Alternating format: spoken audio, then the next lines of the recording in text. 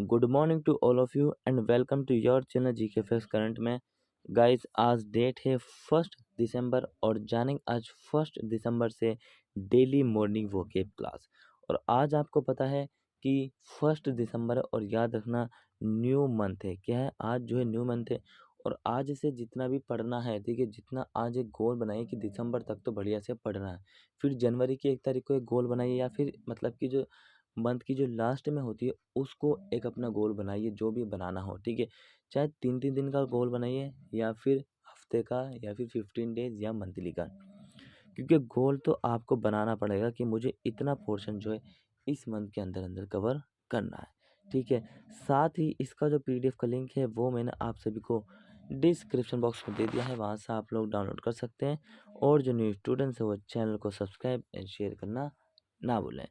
याद रखें कि इंस्टाग्राम और फेसबुक और टेलीग्राम पर भी हम मतलब कि जीके फेस करंट वाले हैं, वहाँ पर जाके आप हमें फॉलो और सब्सक्राइब कर सकते हैं। देखिए दूसरी बात, टेलीग्राम पर फॉलो करने का एक बहुत ही बड़ा बेनिफिट है कि आपको 25 क्वेश्चन डेली मिलते हैं, जिसके लिए आपको कहीं और भटकने की ज़रूरत नहीं है। भाई कहीं और क्यों भटके जब अपने घर में ही सारा कुछ है, जिसमें कि 25 क्वेश्चन हैं। 3 सेगमेंट हिस्ट्री के होते हैं, ठीक है, एंशियंट, मिडवल एंड मॉडर्न। और जो है साइंस के होते हैं और किसके, बस साइंस के होते हैं। पॉलिटी कराते हैं हम, ज्योग्राफी और इकोनॉमिक्स।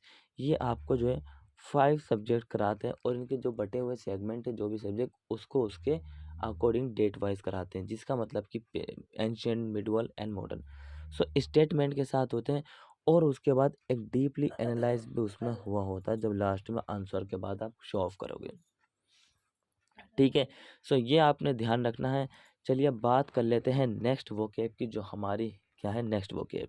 सो नेक्स्ट मतलब कि फर्स्ट वोकेब है collapse. Collapse parts of speech जिसका वर्ब है और मीनिंग है दुर्घटना। क्या है मीनिंग? दुर्घटना, दुर्घटना या फिर गिर जाना। एग्जाम्पल अभी से पहले अपना ले लेते हैं कि आपको पता होगा कि जो वर्ल्ड ट्रेड सेंटर है न्यूयॉर्क में वर्ल्ड ट्रेड सेंटर को ओसामा बिन लादेन के नेतृत्व में जो है दोनों को ढा दिया गया था। किसको?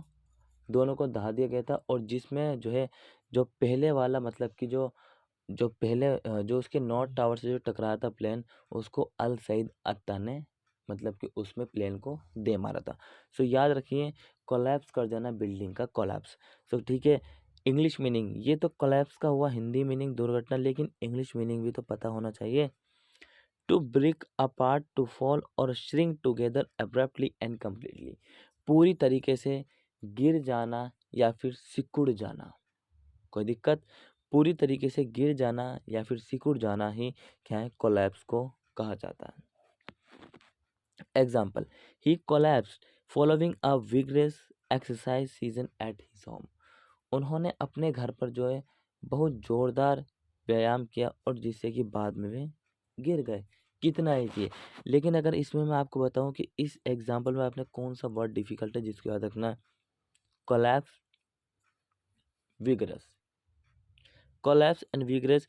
और ऊपर वाले एग्जाम्पल में एब्रप्टली, ये इंपॉर्टेंट है। इनको मतलब कि जिनको प्रीफेयर दिया जाए पहले याद करने के लिए फर्स्ट वर्स, सो तीनों वर्डों को यहाँ से याद कर लेना और चाहो तो एक श्रिंक भी ले सकते हो, ठीक है। So he collapse following a vigorous exercise session at his home.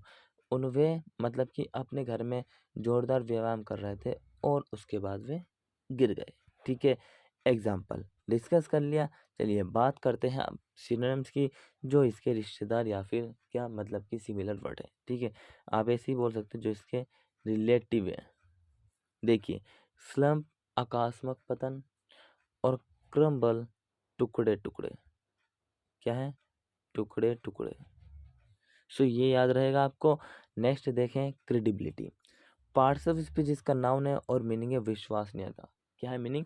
विश्वसनीयता, विश्वसनीयता, किसी के ऊपर भरोसा करना, ट्रस्ट करना, आंख मीच कर करना। किसी का कभी भरोसा नहीं तोड़ना चाहिए, ध्यान रखने बहुत मुश्किल में किया जाता है और होता है। English meaning credibility, the quality that somebody has that makes people believe और ट्रस्ट हिम हर। एक ऐसी गुणवत्ता किसी के पास जो लोगों को विश्वास और भरोसे के लिए मनाती है। किसी को भी।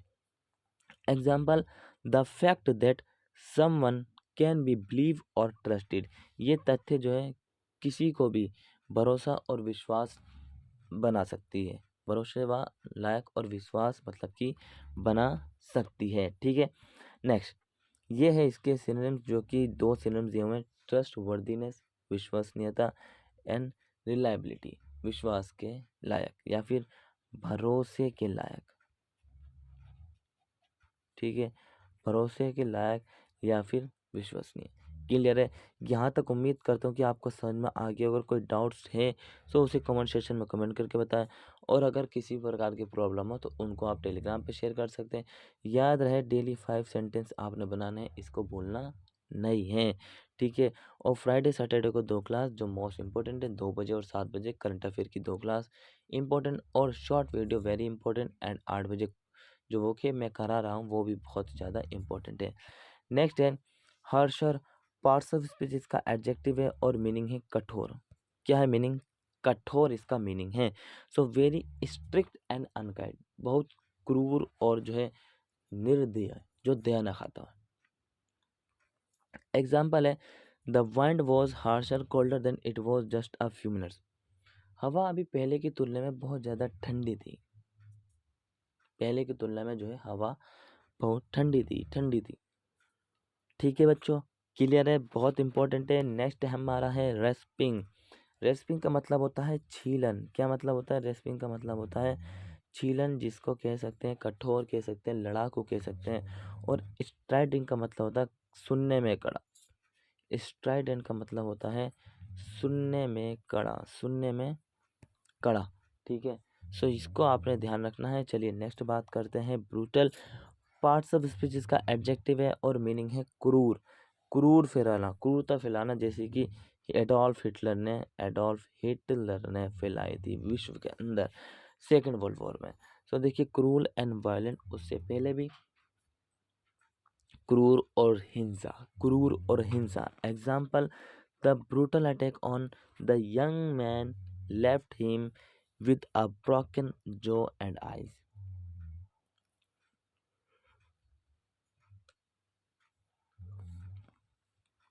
ठीक है, so the brutal attack on the young man left him with a broken jaw and 2 black eyes, जो मतलब कि जो एक अटैक हुआ है यंग मैन पर, उससे क्या हुआ, उसके टूट गए ब्रोकन आई, मतलब कि उसके टूटे क्या, जबड़ा टूट गया और उसकी आइस पर जो हमला किया गया था। क्रूर मतलब कि ब्रूटल, एग्जाम्पल डिस्कस कर लिया है। अब बात करते हैं इसके सिनोनिम्स की। विशस, दुष्ट, फेरोशियस, क्रूर। ठीक है, विशस, दुष्ट, फेरोशियस, क्रूर। और नेक्स्ट है और आखिरी obsolete, sorry. Parts of speech इसका एडजेक्टिव है और मीनिंग है अपरिचित या फिर पुराना।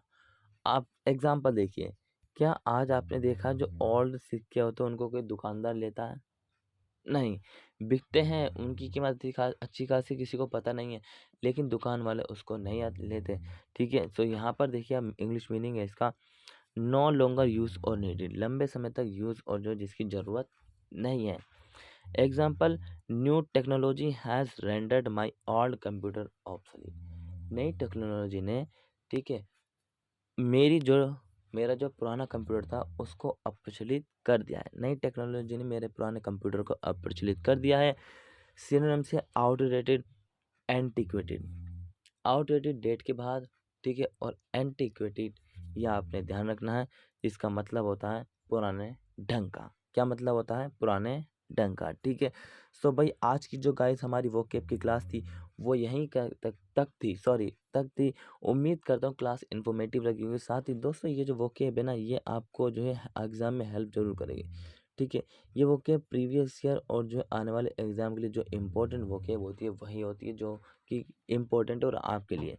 और इसी तरीके के डेली क्लासेस अगर देखना चाहते हैं, सो भाई आपको जो है क्या करना है, इसको सबसे पहले तो सब्सक्राइब करना है। क्या करना है?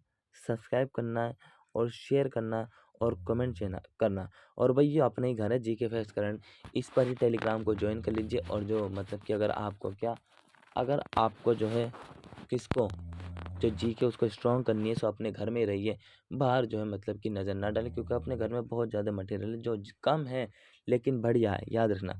सो थैंक फॉर वॉचिंग गाइज, मिलेंगे नेक्स्ट क्लास में, तब तक के लिए till then take care, all the best, have a nice day, thank you for watching this video.